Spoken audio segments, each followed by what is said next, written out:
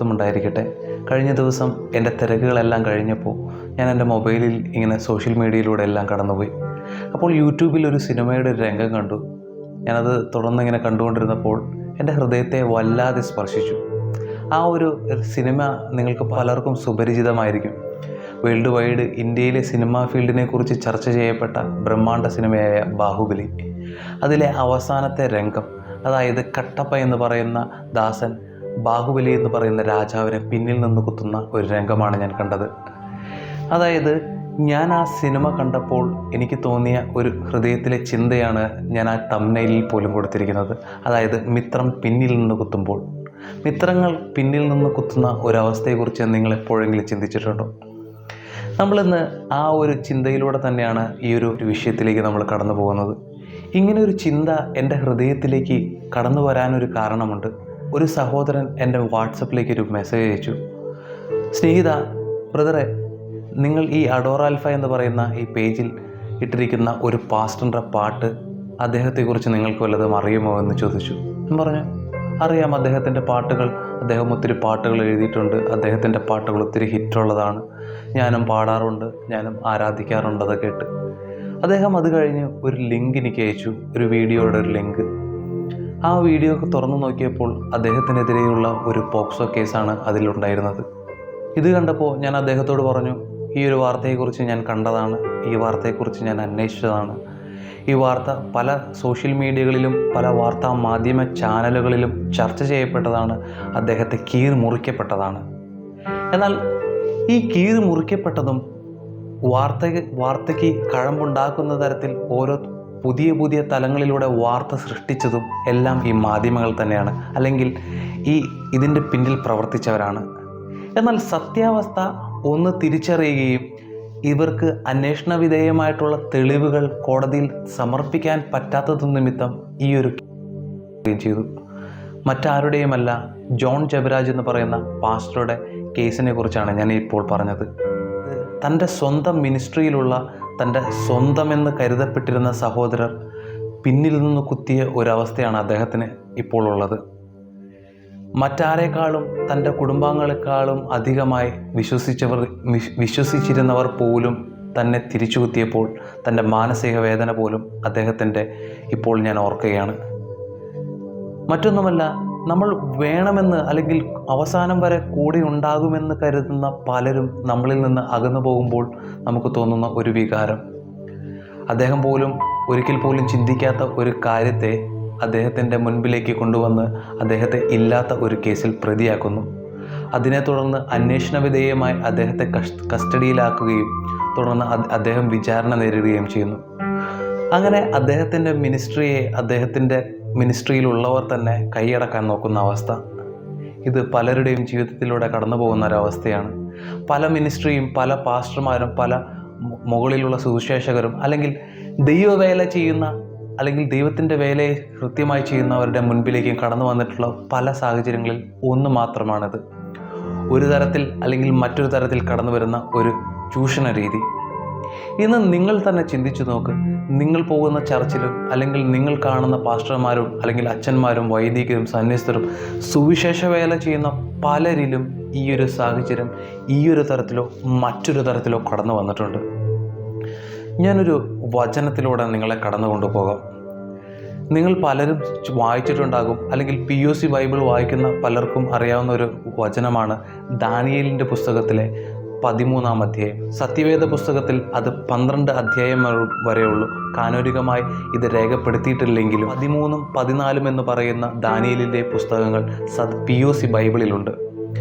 അതിനെ 13-ാമത്തെ അധ്യായത്തിൽ സൂസൻ എന്ന് പറയപ്പെടുന്ന ഒരു സ്ത്രീയെ പ്രതിപാദിക്കുന്നുണ്ട്.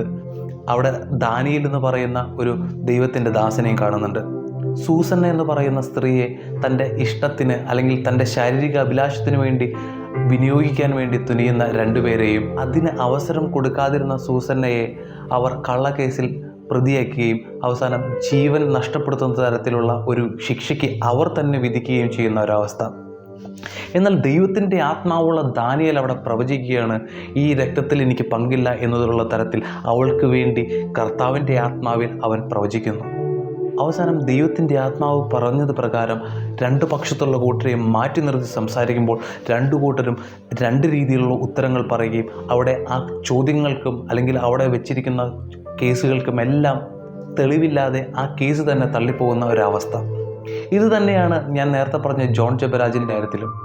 തൻ്റെ മിനിസ്ട്രിയിലുണ്ടായിരുന്നവർ പലരും തനിക്കെതിരെ കുറ്റം ആരോപിച്ചപ്പോഴും കോടതിയിൽ തെളിവില്ലാത്തതിനെ തുടർന്ന്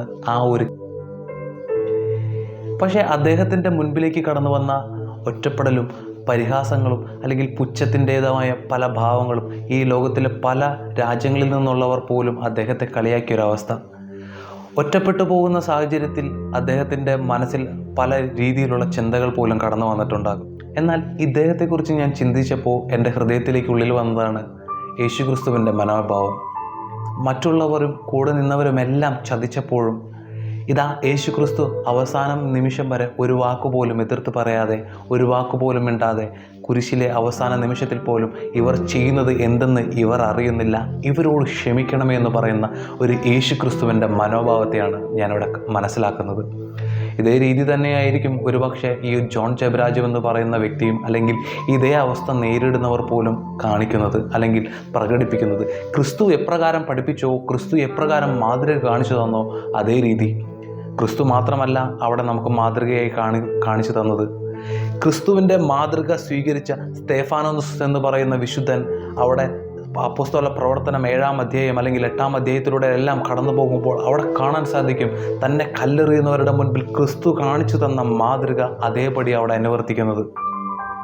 ഇന്ന് സകല വിശുദ്ധരും സകല സുവിശേഷകരും സകല ദൈവവചനം പ്രഘോഷിക്കുന്നവരും എല്ലാം ഇത് നമുക്ക് മാതൃക കാണിച്ചു തന്നിട്ട് തൻ്റെ മുൻപിൽ വരുന്ന പ്രതിസന്ധിയും തൻ്റെ മുൻപിൽ വരുന്ന ഒറ്റപ്പെടുത്തലും തൻ്റെ കൂടെ നിന്നവർ ചതിച്ചപ്പോഴും തൻ്റെ കൂടെ നിന്നവർ പിന്തിരിഞ്ഞു കുത്തിയപ്പോഴും എല്ലാം അവരുടെ മുൻപിൽ ക്രിസ്തു കാണിച്ചു തന്ന ഒരു മൗനമായി നിൽക്കുന്ന ഒരു മാന്യത, അവിടെ മുൻപിൽ യേശു ക്രിസ്തു കാണിച്ചു തന്ന ഒരു മാന്യത ഉണ്ട്. ഇവർക്ക് വേണ്ടി ഞാൻ പ്രാർത്ഥിക്കുന്നു, ഇവരോട് ക്ഷമിക്കാൻ വേണ്ടി ഞാൻ പ്രാർത്ഥിക്കുന്നു.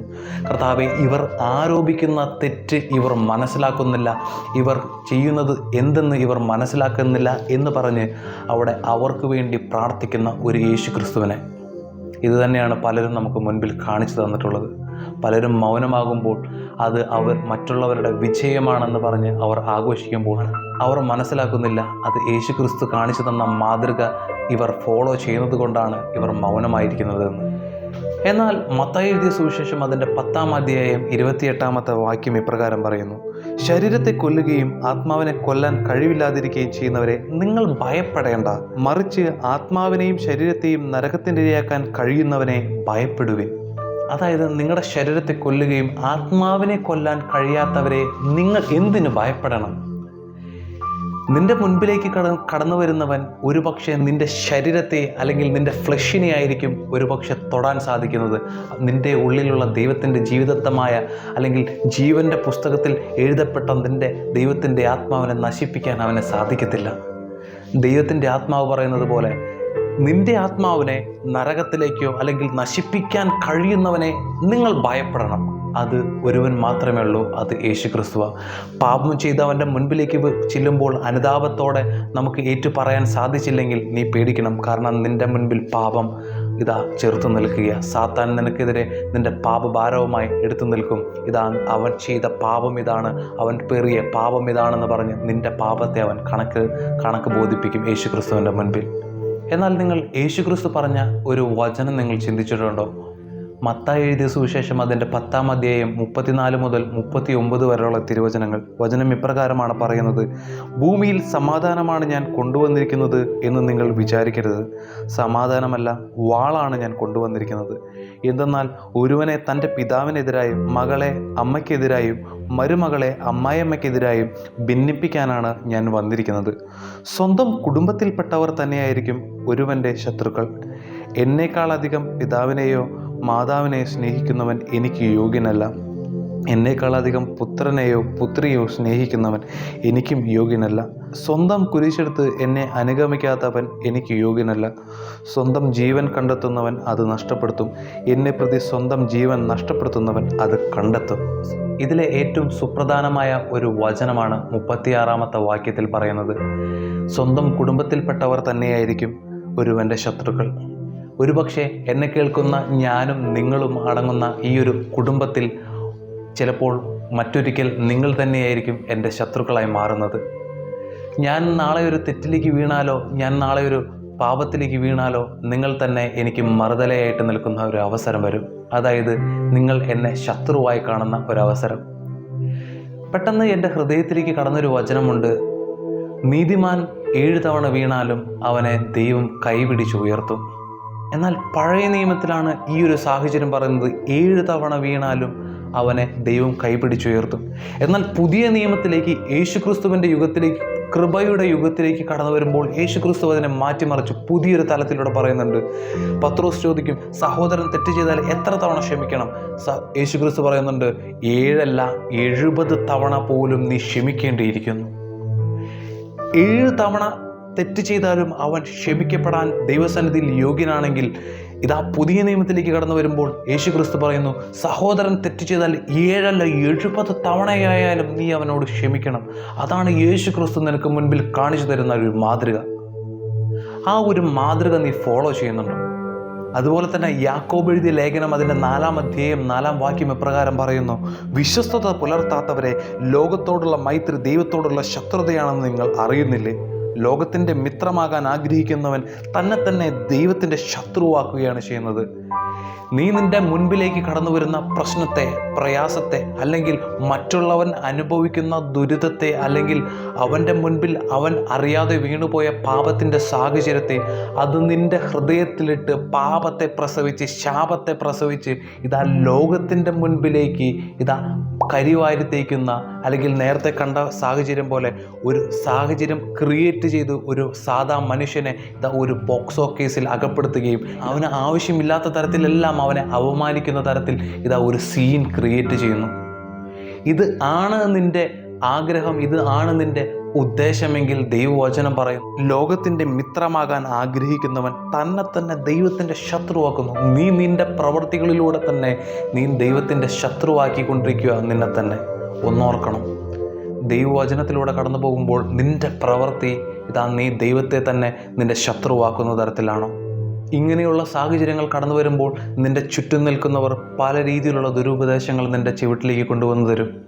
ഇതാ ആ രീതി പോയത്, അവൻ ചെയ്തത് ശരിയായില്ല, ഇതാ ആ രീതിയാണ് അവൻ അങ്ങനെ കാണിച്ചത്, ഇതാ മറ്റൊരു തരത്തിൽ നീ ശ്രദ്ധിച്ചു നോക്ക്, മറ്റൊരു വചനം എടുത്തു നോക്ക്. ഇങ്ങനെയുള്ള തെറ്റായ വചന രീതികൾ നിൻ്റെ മുൻപിലേക്ക് കൊണ്ടുവന്നിട്ട് ഇതാ നിൻ്റെ ചിന്താബോധത്തെ പോലും തെറ്റിദ്ധരിപ്പിക്കുന്ന രീതിയിൽ കൊണ്ടുവരുന്ന ഒരു ശൈലി. ദൈവവചനത്തിൽ നീ ശ്രദ്ധിച്ചിട്ടില്ലേ? യേശുക്രിസ്തു പറയുന്നു, ഫരിസേയരുടെ പുളിമാവിനെ നിങ്ങൾ സൂക്ഷിച്ചുകൊള്ളുവിൻ. നിന്റെ മുൻപിൽ വന്നിരിക്കുന്നത് പുളിമാവ് തന്നെയാണോ എന്ന് നീ ആലോചിച്ചു നോക്ക്. അപ്പോൾ നിനക്ക് മനസ്സിലാകും ഫരിസേയരുടെ പുളിമാവാണോ അതോ ഞാൻ കാണുന്നതും കേൾക്കുന്നതും ശരിയായ അർത്ഥത്തിൽ തന്നെയാണോ എന്ന്. മറ്റൊരു വചനത്തിലൂടെ നിങ്ങൾ കടന്നു പോകുമ്പോൾ യേശുക്രിസ്തുവിൻ്റെ ഒരു മനോഭാവത്തെ നിങ്ങൾക്ക് കാണാൻ സാധിക്കും. ലൂക്ക എഴുതിയ സുവിശേഷം അതിൻ്റെ 22-ാം അധ്യായം 35 മുതലുള്ള തിരുവചനങ്ങൾ ഇപ്രകാരം പറയുന്നു, അനന്തരം അവൻ അവരോട് ചോദിച്ചു, ഞാൻ നിങ്ങളെ മടിശീലയോ ഭണ്ഡാരമോ ചെരുപ്പോ ഇല്ലാതെ അയച്ചപ്പോൾ നിങ്ങൾക്ക് എന്തിനെങ്കിലും കുറവുണ്ടായോ? അവർ പറഞ്ഞു, ഒന്നിനും കുറവുണ്ടായില്ല. അവൻ പറഞ്ഞു, എന്നാൽ ഇപ്പോൾ മടിശീലയുള്ളവൻ അതെടുക്കട്ടെ, അതുപോലെ തന്നെ ഭണ്ഡാരവും. വാളില്ലാത്തവൻ സ്വന്തം കുപ്പായം വിറ്റ് വാൾ വാങ്ങട്ടെ. ഞാൻ നിങ്ങളോട് പറയുന്നു, അവൻ നിയമലംഘകരോടുകൂടെ എണ്ണപ്പെട്ട് എന്നെഴുതപ്പെട്ടിരിക്കുന്നത് എന്നിൽ നിവൃത്തിയാകേണ്ടിയിരിക്കുന്നു, ഇത് പൂർത്തിയാകേണ്ടതാണ്. അവർ പറഞ്ഞു, കർത്താവേ, ഇതാ ഇവിടെ 2 വാളുണ്ട്. അവർ പറഞ്ഞു, മതി. പക്ഷേ ഇവിടെ നമ്മൾ ശ്രദ്ധിക്കേണ്ട ഒരു കാര്യമുണ്ട്. യേശുക്രിസ്തു പറയുന്നുണ്ട്, ഞാൻ നിങ്ങളെ ആദ്യം സുവിശേഷ വേലയ്ക്ക് അയച്ചപ്പോൾ നിങ്ങൾക്ക് എന്തിനെങ്കിലും കുറവോ പ്രശ്നമോ പ്രയാസമോ ദുഃഖമോ ദുരിതമോ ഉണ്ടായിരുന്നോ?